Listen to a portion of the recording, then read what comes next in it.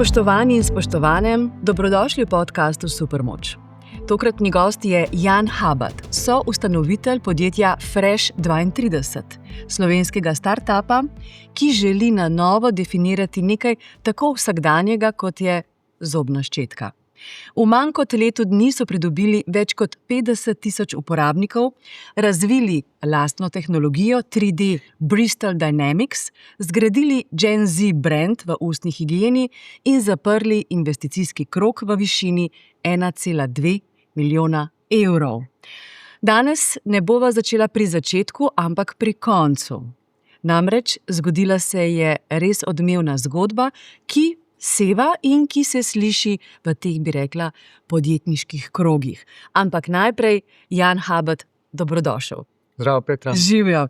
Ali sem prav izgovorila Fresh32 ali je 32? Številka se v vsaki državi lahko prebere v domačem jeziku. Mi smo Fresh32, ampak v Sloveniji je pač 32. Okay. Začneva v resnici v dnevu, ko se je oziroma ko slovenski časniki pišejo o zelo pomembni konferenci Podim v Mariboru. Si se kaj potikal po Mariboru v teh dneh? Te dni ne, zato ker po 2 letih udeležbe na vseh takih eventih, tudi po celotni Evropi, sem si letos vzel pauzo, sem rekel, zdaj je fokus na projektu, ker smo uspešno zaključili investicijo, tako da v prihodnosti se bom spet udeleževal, letos je pa pauza. Za začetek naj spomnim, kdaj sem te prvič opazila, namreč Poslovni angeli Slovenije so organizirali zanimiv dogodek, kjer ste tisti, ki se ukvarjate z startup podjetništvom, pičali, tako imenovano pičanje, a ne? In tam je bil en zelo zanimiv tvegani investitor, Aleksander Saša Galiski, mislim, da se piše Galiski. Zelo zanimiv človek, ki mi je v intervjuju dejal, da nikoli ne investira v tiste podjetnike, ki gledajo in ki hodijo čez cesto, ko je zelena luč. Ti si ga spoznal, a ne? Veš, kaj je imel v mislih? Dejal je, da tisti, ki se držijo pravil iger, vseh ustaljenih norm, da niso pravi startupovci. Ja, dobro je povedal. Kakšen vtis, kakšno skrivnost je gospod Galicki dal? Kakšno skrivnost? Ne vem, poslovno. Namreč, ali si se kaj pogovarjal z njim? Nisem se toliko z njim pogovarjal. Ne? Aha. Ja. Sem mislila, da si se. Ne. Okay. Pustiva torej to. Ampak vseeno, moje podvprašanje je, koliko mora človek, ki se gre startupovsko sceno, startupovsko podjetništvo, to si nekako predstavljamo, da je to garažno podjetništvo, inovativno, ustvarjalno, ki ruši neke stereotipe, mite, gre po svoje, gverilsko, a ne? Kakšnih pravil iger se pa vendarle mora držati, da uspe? Ja, jaz mislim, da veliko ljudi misli, da če si v startup svetu ali pa če imaš svoje podjetje, da se cedi med in mleko in da si lahko skozi na dopustu, ampak se mi zdi, da v realnosti je zgodba popolnoma obratna. V peci 24/7 in na začetku, da neko podjetje postaviš na noge, se mi zdi, da moraš biti kar malo nor, da greš v ta proces. Prvič, ko greš v to, se mi zdi, da je pomembno, da si malo nor, ker ne veš, kaj te čaka. Potem pa verjetno pri naslednjih projektih imaš pa malo izkušenj, veš, kaj te čaka, pa se tudi drugače lotiš. Tako da se mi zdi, da prvi projekti so vedno najbolj riskantni, ampak je zelo zanimiva pot, ki ti veliko da nazaj. Uvodoma sem dejala, da bova začela pri koncu, ki ni konec tvoj konec. Mislim, da ne, da te čaka sijajna kariera in podjetniška pot, ampak vendarle v teh dneh odmeva aktualna zgodba. Fresh32 je zaprl investicijski krog v višini 1,2 milijona evrov, ampak zobna ščetka, ne? Ja. Nekaj tako vsakdanjega, ki je v uporabi verjetno po celem svetu, se na prvi pogled ne sliši kot neka start-up zgodba, ni nekaj novega, ni nekaj wow, pa vendarle ste doživeli to zaprtje, milijonsko zgodbo. Kaj si ti videl več, kar splošna javnost ne vidi sicer pri zobni ščetki? Ja. Težko je to obesediti v enem stavku, ampak se mi zdi, da bo čez podcast šla lahko celotno zgodbo, pa da se bo videla ta močna vizija, ki odraža zdaj celoten projekt, pa vizijo, ker se mi zdi, da pri izdelkih široke potrošnje primanjkuje inovacij. So nekateri sektorji znotraj tega, oralna higiena, so malo zaspali, so podhranjeni z investicijami. En razlog je tudi, da ščetka ni doživela večje inovacije že od leta 1938, ko je bila najlonska ščetka razvita. Tako da tukaj smo videli veliko priložnost, poleg tega, da se tudi potrošniške generacije menjajo, prihaja Gen Z, tako da je treba iti v korak s časom tudi z brandingom. Verjetno imaš zelo poseben odnos do ustne higiene. Ja. Te je to tudi napeljalo do takega izdelka? Namreč ti tudi sodeluješ s kolegoma, ne? Ime mu je? Domen. Ja. Domen Nemanič. Sta sinhroni dvojec v poslu. Ja. Zelo zanimiva kombinacija, zato ker oba dva močno vizijo, sva pripravljena delati, po karakterju si pa delo čisto razdeliva. Tako da v bistvu to, kar njega veseli, mene malo manj, to, kar mene veseli, njega malo manj, tako da v bistvu sva yin in yang nekako v podjetništvu. Odlično. Ampak kje se je zgodila tista, bi rekla, malce tako romantično, uporabniška napetost, ki je dala obema en občutek, tukaj pa prostor za nekaj več. Čeprav sta se pogovarjala o tako vsakdanjem izdelku, kot je zobna ščetka. Odkot sploh ideja, ko si omenil to, sploh ne razmišljamo o tem, ne? Kdaj so te izvorne letnice takšnih izdelkov, ki jih vsak dan uporabljamo? Tukaj se ne moramo opredeliti za eno točko, ki je bilo pa tako, da se ti posveti žarnica, pa da pol greš v ta projekt, ampak je to proces 5-6 let, biti v industriji, delati z različnimi podjetji, v retailu, preko online prodaje, sodelovati z tujimi podjetji, tako da v bistvu je projekt večkrat pivotiral znotraj in na koncu sedaj Fresh 32 z zobno ščetko je nekako posledica in skupek vseh informacij, ki smo jih zbrali na trgu in da smo potem tako zapeljali ta projekt. Investicijska runda je zdaj zaprta, ampak kaj se recimo v tebi in v tvojem kolegu zdaj dogaja, tako bi rekla v mentalnem in tudi v operativnem smislu? Ta notranji občutek me zanima. Jaz lahko govorim za najino izkušnjo, verjamem, da vsak startup ima neko svojo pot, ampak pri nama je bila ta investicija velik faktor, zato ker smo še vedno proizvodno podjetje, kjer imamo zalogo, so visoke investicije tudi v same proizvodne procese in je bila investicija zelo pomembna. Tako da je nekako olajšanje, ob enem je pa to v bistvu štart projekta na tuje trge in v bistvu velik pritisk? Ja, s to investicijo smo pridobili tudi strateške poslovne angele. In en poslovni angel mi je rekel, da se pritisk ne neha, ampak da samo spremeni svojo obliko. Verjetno to drži, ne? Ja, ampak vseeno, ne, v tem trenutku ti kot founder spiš mirneje, bolje ali slabše? V tem trenutku spim mirneje. Bomo pa videli, kako bo spet čez pol leta, ker se bo spet cikel ponovil, ne? Tako da, ja.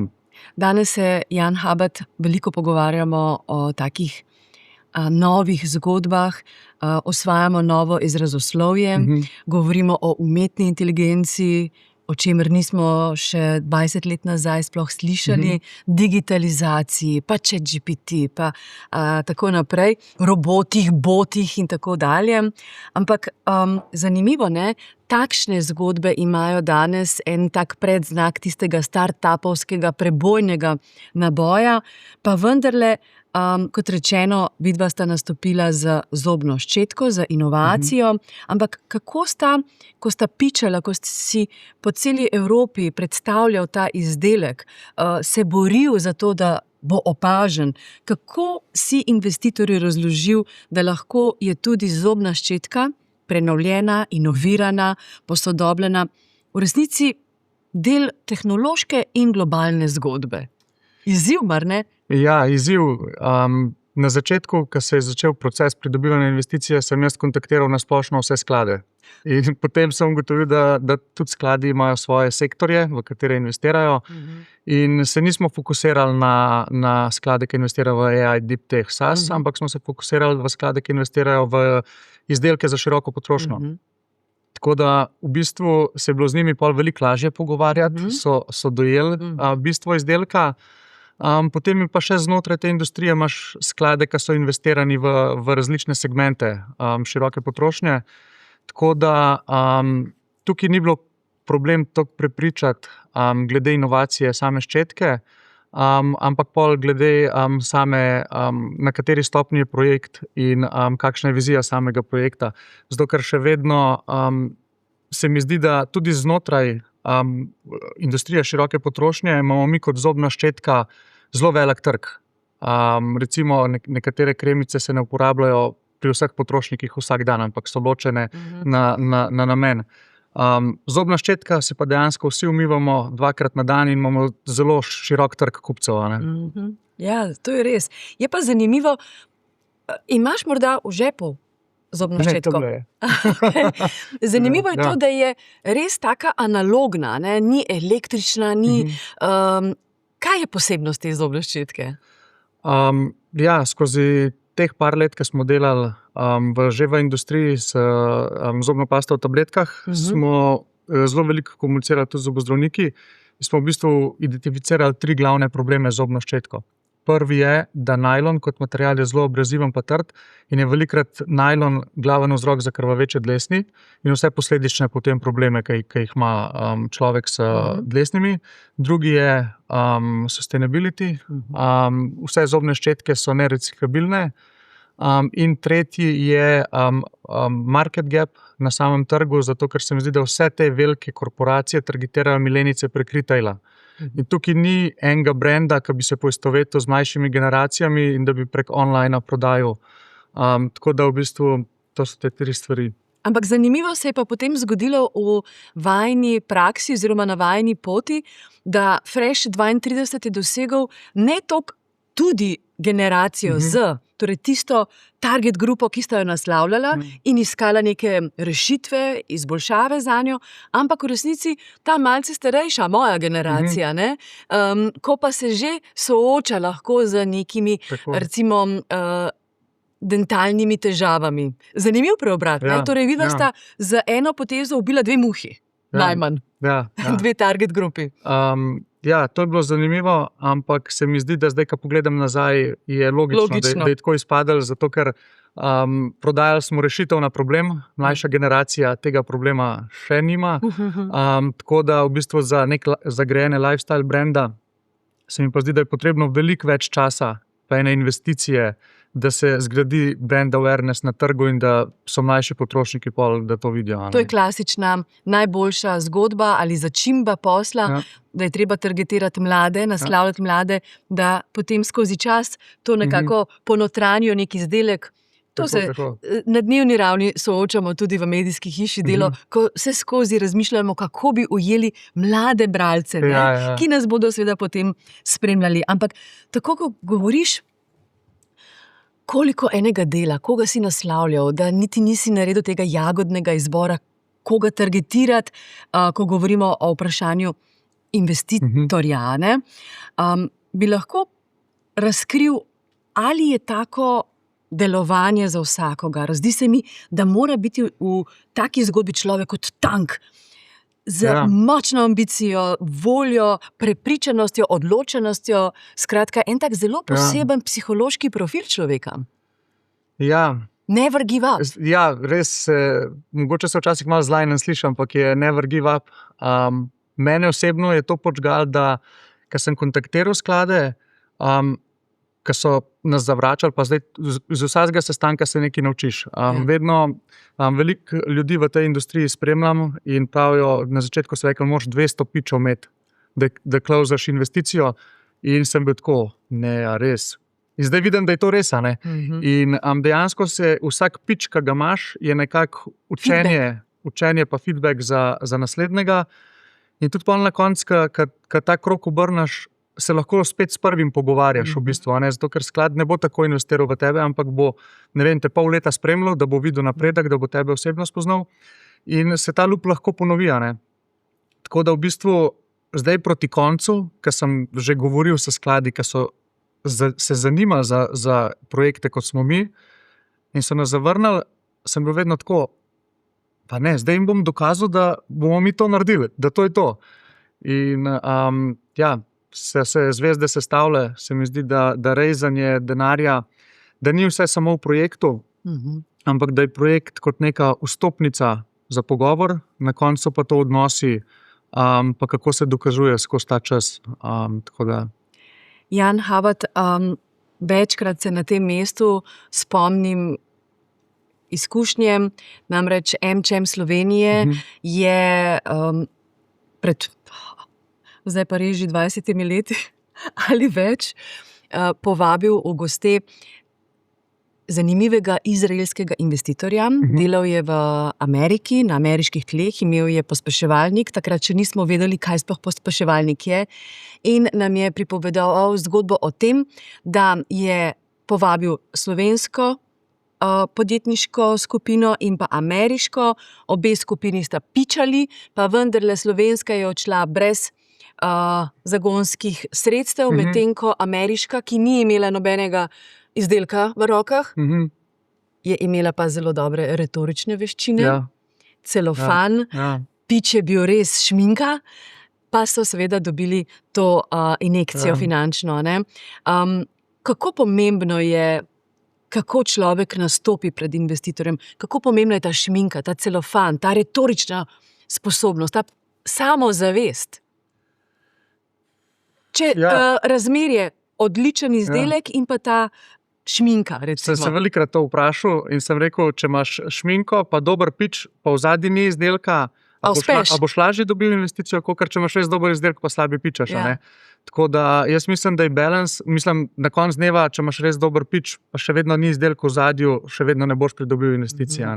Če imaš pa malo slabši pič, pa res dober izdelek, pa lahko skozi procesa. Tako da glede tega, da ameriški pa evropski investitorji, smo pa tudi enkrat smo imeli pitch na Stanfordu s prejšnjim projektom in smo bili povabljeni na predavanje nekega profesorja, ki je predaval o razlikah med startup ekosistemom v Evropi pa v Ameriki. In je bil prvi slajd, je bil Amerika versus Evropa in je bila Evropa kot kočija predstavljena, Amerika pa kot vesoljska ladja zraven. Sem jaz tako gledal, pa sem rekel, res je oni to v nas mislijo, pa da tako je, ne vem, okej. Ampak, ker sva se prvič srečala ravno na dogodku Poslovnih angelov, kjer je bil ta zanimiv meni človek, Galicki, Aleksandar Saša Galicki, takrat sem naredila z njim intervju in naslovila intervju z njegovim citatom: Evropa vsakič znova izgubi tehnološko revolucijo.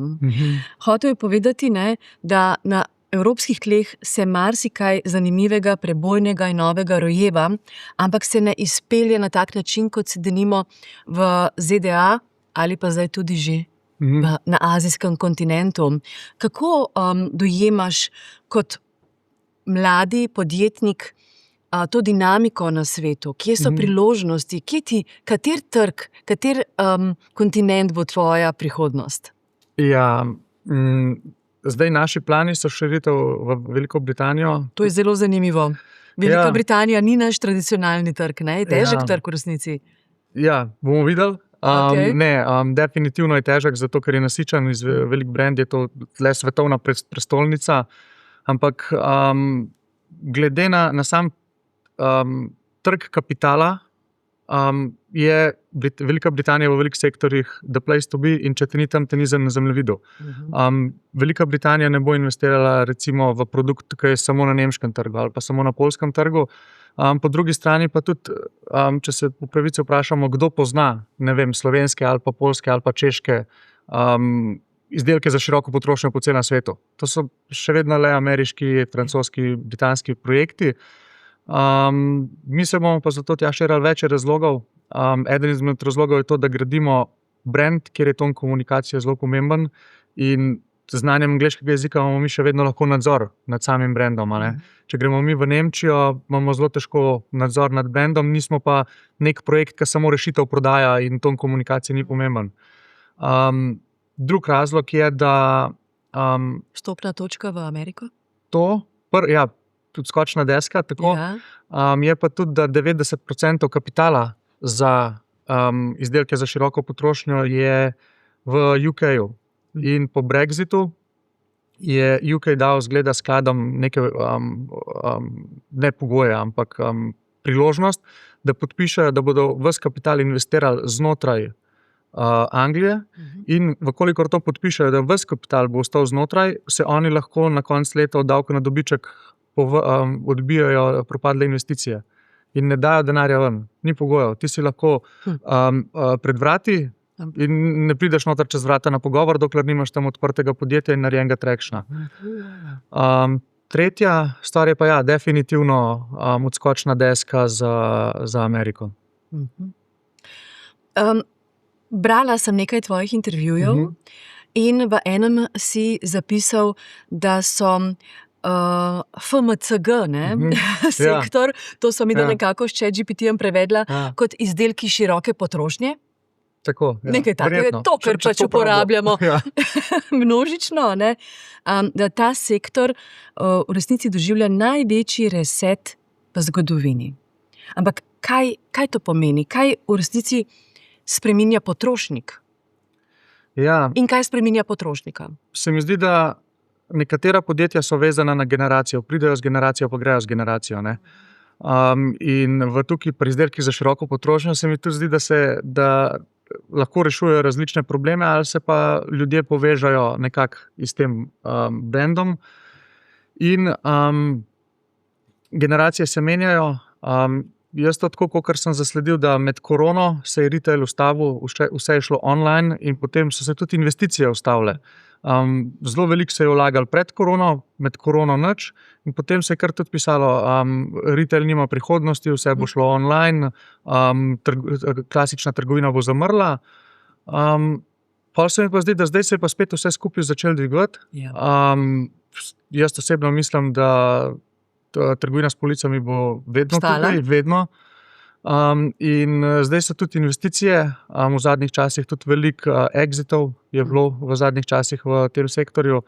In jaz mislim, da so se samo mogli brendi na policah malo zamenjati. Zato, ker so prišli mlajši kupci, oni niso najdeli izdelkov za sebe na policah in lani, ko sem bil v Londonu, je bilo to toliko izdelkov na policah, enih, ki jih nisem poznal, pa novih, ker se vrtijo in da vidijo, kaj se bo prijeli. In pol, recimo, verjamem, da se bo ta cikel čez 30 let spet ponovil, ko bomo mogli za nove generacije narediti brende. Se strinjam in tudi ta odmaknjenost, socialni odmik, ki smo ga doživeli v času pandemije, je zdaj v bistvu obrnil ploščo, torej vedno bolj težimo k stiku in to tudi pomeni dotiku. Mi smo imamo čutila različna, in to, da gremo v trgovino, vidimo, občutimo, vonjamo, karkoli, je spet nekako ovrednoteno in dobrodošlo, tako da se s tabo strinjam, ampak zanimivo se mi zdi, ukvarjaš se s področjem, ki je zelo, zelo pomemben. Namreč, ne vem, če veš, ampak včasih so sociologi, profesor sociologije na FDV-ju nam je pred leti na fakulteti povedal, da se blagostanje družbe pozna po kakovosti zob. torej Ja. po nasmehu, recimo. Ne? Nasmeh je odraz zdravja. Tako je, ja. Ja. In seveda ta dentalno zdravje je sploh v zadnjih letih, se mi zdi, zelo, zelo v razmahu. Mislim, da se ljudje vedno bolj tega zavedajo, tudi ta estetska odlika. Ne? Jan Habad, ne vem, če veš, ampak že zelo dolgo časa nazaj so nas na Fakulteti za družbene vede učili, da se blagostanje kulture ali oziroma družbe pokaže tudi po nasmehu, češ po zdravju zob. Ja. Saj si predstavljaš, ne, kakšne obrobne kulture, družbe, revne, recimo, ki v Afriki vsi so škrbasti in tako naprej. To govorim zato, ker me zanima, kako pomembno je bilo tudi prepričati za zobno ščetko, ki je ključen izdelek za higieno, ustno higieno, za zdravje zob, tudi zdravstveno stroko. Ste imeli kakršnokoli interakcijo z njimi ali ne? Ja, definitivno. Tak projekt, ko ga imamo mi, se mi zdi, da brez stroke ne moreš graditi. Lahko prodaš nekemu delu kupcev, ampak ni to nek projekt, ki bi imel veliko prihodnost, zato ker se mi zdi, da ustna higiena je še vedno sektor, kjer se da veliko na to in je potrebna neka kredibilnost strani stroke.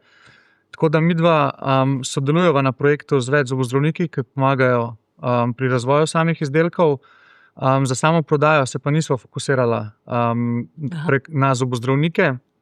Tako da v bistvu zobozdravniki, zdaj jih imamo na projektu že 40, več kot 40, ki priporočajo izdelke pacientom, ki imajo probleme z dlesnimi. Lepo. Ampak pridejo sami do nas.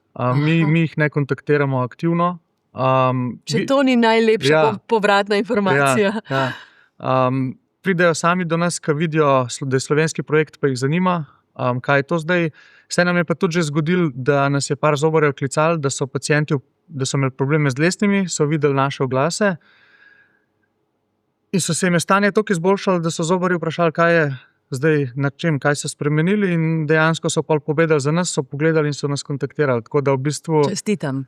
Ja, to je ena taka največja potrditev, ker se mi zdi, da je osnova, da ima projekt potencial na dolgi rok. Prav gotovo. Omenjal si uvodoma, da je bila recimo ena komponenta, ki vaju je vodila tudi trajnost. Zdaj se zelo veliko pogovarjamo o trajnosti in prav tako, in če mene bi kdo vprašal, zelo prepozno, ampak vseeno, včasih s to trajnostjo malce žugamo, moraliziramo in tako naprej. Včasih dajemo prevelik poudarek trajnosti, pa kar pozabimo na to estetsko dovršenost, na dizajn, ki pa vendarle je prvi magnet. Mi najprej gledamo z očmi in presojamo vse izdelke in vse, kar se okoli nas dogaja s temi vizualnimi podobami. Kako sta iskala to razmerje med dizajnom in pa trajnostjo? Je bilo težko, verjetno? Ja, prva ideja samega projekta je bila trajnost. Ampak smo čez čas videli, da to, če se vrnemo v čas korone, se mi zdi, da so takrat projekti hoteli se diferencirati od ostalih projektov, tudi trgovci so hoteli se pokazati kot sustainable, da pred svojimi potrošniki, in se mi zdi, da so to mislili, da bo diferenciacija za njihovo prodajo, se pa na koncu izkazalo, da je to nek higienski minimum, ki ga mora podjetje imeti, osnova, in potem na tem gradiš svoj brand. Tako da mi na projektu zasledujemo oboje, ker se mi zdi, da se še vedno da kombinirati s pravim pristopom. Tako da nekje imaš trade-off med dizajnom, nekje med sustainabilityjem, ampak se da stvari še vedno dobro zapeljati. Tako da ni bojazni, da ni izključujoče. Ja, in tudi, da celoten segment ta ne bi šel na dolgi rok res v eno sustainable noto. Včasih so bili izdelki, ki so imeli ta predznak green, eko in tako naprej, na izgled precej osiromašeni, bi rekla. Danes je to povsem drugače. Ampak tako, kot te poslušam, slišala sem, da si veliko znanja pridobil tudi s pičanjem, ko so ti potencialni investitorji dajali neke namige, povratne informacije, verjetno tudi kritike in tako naprej. In si to izvrstno potem zapakiral v tvojo priložnost in znanje. Ampak vem, da se je tvoja pot začela z izmenjavo in sicer obiskoval si Queen's School of Business v Kanadi. Ja. In namreč ravno na današnji dan, ko delava ta podcast Supermoč, v medijski hiši Delo, smo izdali časopis 30. maja 2026 in sicer na naslovnici piše: Slovenija mizerno nagrajuje znanje in učinkovitost. Zdaj bi pa rada naredila en spoj. Kaj si poslušal in kaj si pridobil v Kanadi, kar Slovenija nima, da še vedno pišemo takšne naslove? Ja, je bila Kanada ena velika učna lekcija zate? Ja, se mi zdi, da je bilo začetek vsega. Če ne bi bil v Kanadi, verjetno danes ne bi bil na tej točki, ker mi je spremenil pristop in razmišljanje samega podjetništva. Lahko povem z direktnimi primeri, da recimo šolski sistem, ki sem ga tukaj videl, šolski sistem tam, tukaj si ponavadi dobil seminarsko, sam seminarsko, tematika na 15 strani in pol si gledal, kako moraš to seminarsko razvleči na 15 strani. Tam sem prvič videl, da smo imeli LCD ekran, Google Doc, ki je bilo takrat to na novo, in nas je bilo 5 v skupini in naredite seminarsko na eno stran. In potem so se oni med sabo kregali, kaj je dosti pomembno, da se vključil v seminarsko, in jaz sem tako sedel zraven in sem gledal, sem rekel, to je v bistvu pristop, ki ga moraš imeti pa videti. Tako da v bistvu se mi zdi, da v začetnih fazah, mislim, v mlajših letih se mora ta mindset narediti pa spremeniti, da bomo pa lahko tudi v prihodnosti imeli boljše pogoje za delo, se mi zdi. Kdo so bili ključni akterji za to odločitev, sam za Kanado ali starši? Kako si našel to šolo? Kaj te je, lahko poveš pot do te šole? Ja, vedno sem hotel iti na izmenjavo zaradi izkušnje, pa v bistvu, da se angleško dobro naučim. Tako da v bistvu je bilo, zbiral sem med Singapurjem pa Kanado, pa je bilo na koncu po moje dobro, da sem se za Kanado odločil, ker je bilo res nepozabna izkušnja, ki nam je dala, bili smo 4 prijatelji z ekonomske, se mi zdi, da je nam vsem dala zelo eno dobro osnovo, na kateri smo lahko gradili kariero potem. Ampak zanimivo, ko omenjaš Singapur, to je vendarle taka zgledna država brez virov, ki pa je naredila v bistvu ene resnično velike preboje, tudi v ne samo organiziranosti države, ampak tudi miselnosti ljudi, napredku. Torej Singapur kot neko novo svetovno središče, ki dela čudeže. Te zanima tudi, vaju zanima za Fresh 32 tudi azijski kontinent? Ja, prehiter je za to govoriti. Se mi zdi, da moraš korak po koraku nek fokus in da zdaj za našo pot, za izdelke, ko smo mi, je definitivno, tako kot smo omenili, nekako Velika Britanija, Amerika, če hočeš, da to rata svetovni projekt. Potem pa se mi zdi, da se lahko širaš nazaj v Azijo, ampak po pravici povedano ne vem točno teh povezav, kako izdelki potujejo dejansko vzhod, zahod kot brendi. Proizvodno ja, verjetno dosti iz Kitajske na zahod. Mi delamo vse v Sloveniji, to sem prej pozabil omeniti, da je izdelek razvit v Sloveniji, proizvodnja je v Sloveniji in bo tudi tako ostalo do nadaljnega. A je kakšna stvar neusmiljena v Sloveniji, ko dejansko gradiš fizični produkt, ne pa recimo aplikacijo? Kaj so tiste pasti, ki so res neusmiljene do founderjev? Velikokrat sem dobil ta vprašanje, ali je prednost, da začneš graditi nek projekt iz Slovenije ali ne. In vedno sem na začetku govoril, je prednost, zato ker mi imamo v radiju 100 kilometrov, imamo vsa slovenska podjetja, ki smo ekonomija, ki smo samostojna ekonomija in samozadostna skoraj, recimo, In imamo veliko podjetij, potem imamo v radiju 200 km, imamo Dunaj, kaj na Madžarskem? Budimpešta, Zagreb. Ja. In imamo tukaj zelo veliko resursov, s katerimi lahko delamo. Slaba stvar je pa to, da smo samo 2-milijonski narod in je zelo majhen trg, na katerem moraš ti v bistvu preživeti svoje podjetje. In za tuje vlagatelje pa ni to čist kredibilen trg in je težko narediti pol priskok izven Slovenije. Tako da v bistvu so prednosti pa slabosti, ampak se mi zdi, da je to v vsaki državi pol tako, da lahko najdeš prednosti ali pa slabosti. Lepo. Izven etra si mi tudi povedal, ne, da si izkušnje nabiral tudi v korporaciji, sicer v avtomobilski industriji BMW Slovenija. Ko smo velikokrat pisali v Delu, pa še prej tudi v Svetu kapitala o tem odnosu med korporacijo in pa startupi, smo pogosto opozarjali na to, kako korporacije potrebujejo v narekovaju svežo kri startupovsko, ne, da jim da malce energije in novih vizij v video poslovnih, ampak obenem pa ta korporacija to startupovsko nabritost, hitrost požre svojimi pravili in rigidnostjo, upočasnjenostjo. Pa me zanima, kaj pa si se ti recimo naučil, da danes lahko v startupu res delaš startupovsko? Ja, jaz bom tako rekel, da sem bolj videl, kaj nočem delati tam, ampak definitivno bom tako rekel, sem bil premalo časa, da bi spoznal nekatere odnose pa kako je razporejeno delo, zato ker se mi zdi, da v naslednji točki našega projekta bi mi to zelo prav prišlo. Ampak sem bil tam kot študent. Kar sem se pa naučil, je pa to, vedno rečem, da sem se naučil narediti za 2 dni dela v enem dnevu.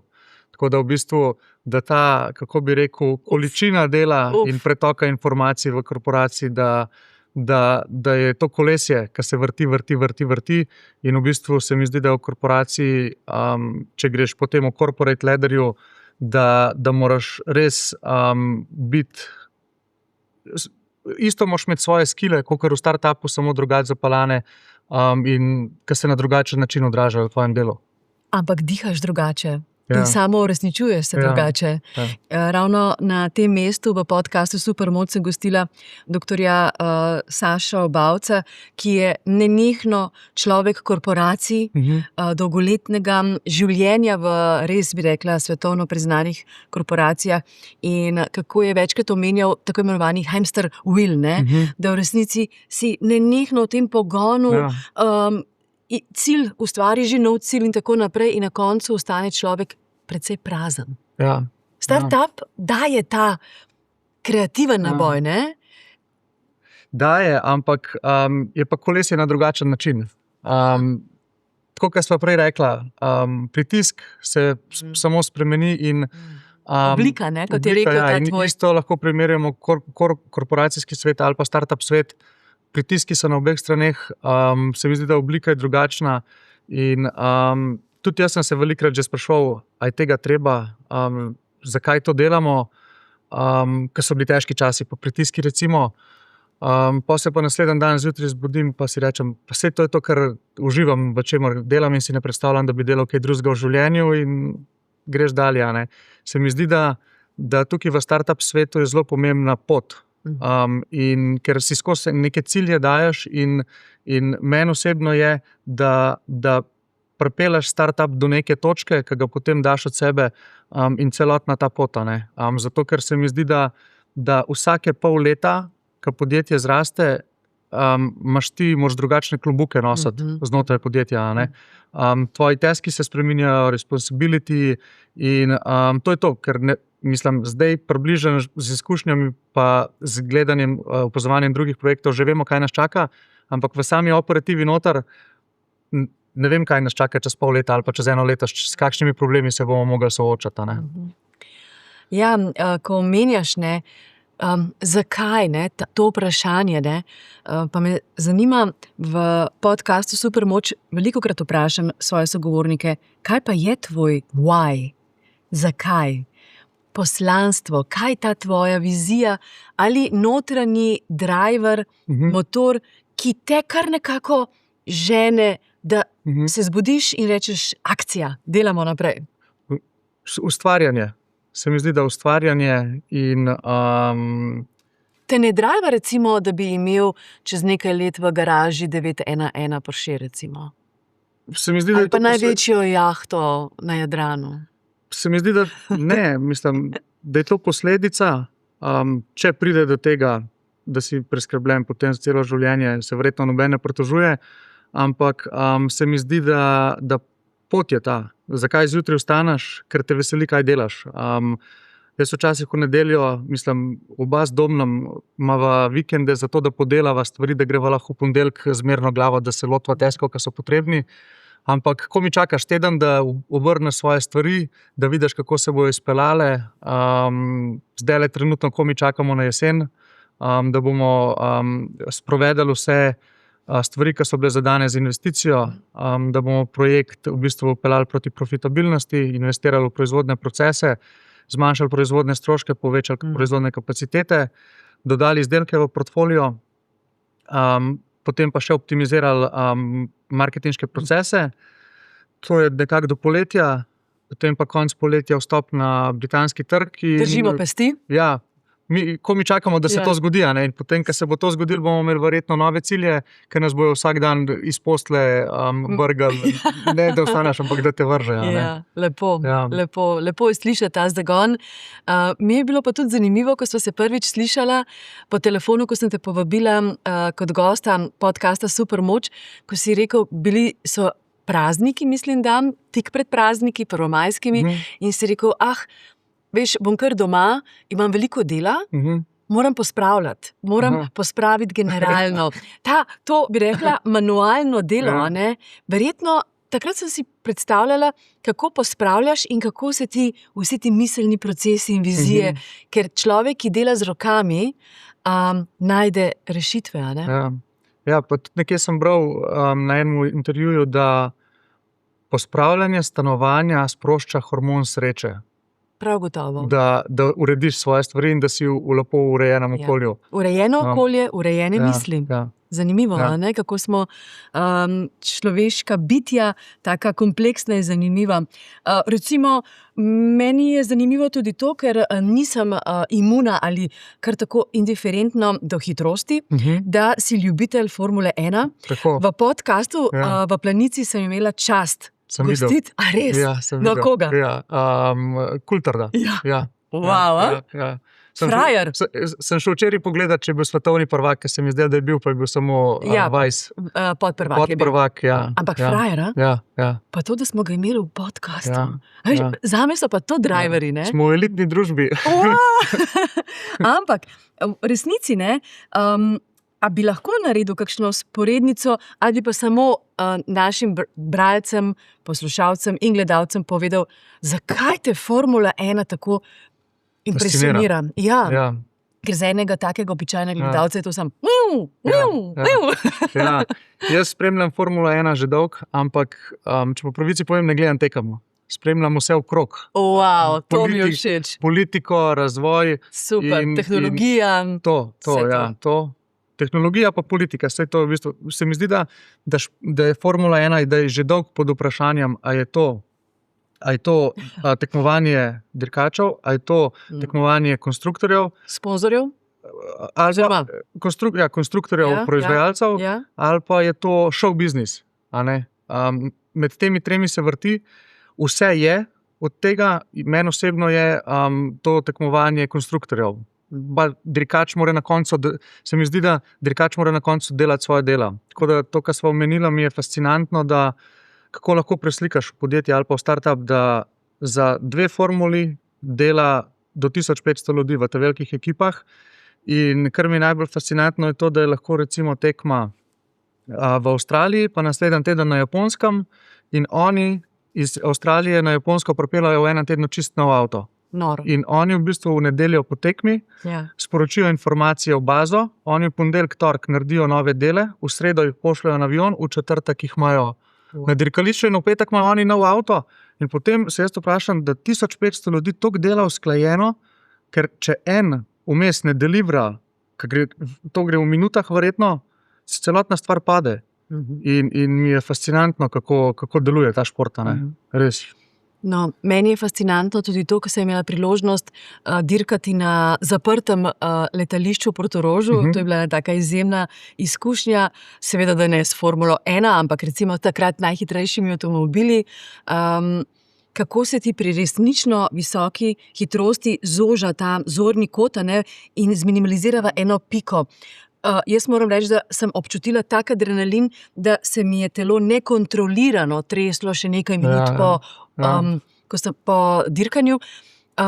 Ta mindset, ta neustrašnost, ta kontrola, wow, to je verjetno treba imeti tudi pri podjetništvu. Ja, zdajle vmes sem razmišljal, da v bistvu je lahko hitrost kot nek pressing, ker se ti isto zoža tvoj krog razmišljanja in tvoja vizija tunela. In, ne vidiš cele slike. Ja, ne vidiš cele slike in sem pa že tudi pred podcastom razmišljal, da je podjetništvo, če si podjetnik, si lahko kot en športnik, high performance athlete, zato ker podjetje od tebe vzame vse, veliko ti da nazaj, so pressingi, je dedication, na koncu dneva je pa tudi riziko in če ti narata, vstaneš in probaš še enkrat, In je v bistvu zelo veliko korelacij med športom in podjetništvom. Pa se tudi, kot vidimo, na koncu dneva so recimo bivši svetovni prvak Nico Rosberg je ustanovil svoj venture capital sklad in investira. Ima 300 milijonov v portfolio in investira. Ja. Zanimivo, ne? Ja. Super, je to tvoja super moč, da tudi ko mogoče kakšna zgodba pade v vodo, da dvigneš. In jaz to recimo, sem rekreativen tenisač recimo, in vem, veliko knjig sem prebrala o tenisu, bolj sem, bi rekla tako, ljubiteljica vsebine o tenisu, kot pa da bi bila kakšna vrhunska tenisačica, ampak vseeno, izgubljena žogica ni izgubljena igra, Ja. Vedno je nova žogica in fokus na novi žogici. Je tak mindset, taka mentaliteta, tak naboj v tebi? Ja, lahko bi se tako rekel, ja. Majhni koraki do večjega cilja in to je nekako ta pot, ki te izpolnjuje. Se mi zdi, da si zadaš neke cilje, tako kot sem prej rekla, kaj nas čaka jesen, ko bomo to naredili, vse velikrat, ko to dosežeš, pol ni nekega trenutka, ko rečeš wow, zato ker je to proces in na koncu, ko prideš z procesa, ven imaš že nove cilje. In tudi recimo ta vikend sem gledal, jaz tudi spremljam motocross in je zmagal en fant, je zmagal prvenstvo, ki je 4 leta nazaj imel tako poškodbo, da so rekli, da mu bojo roko odrezali.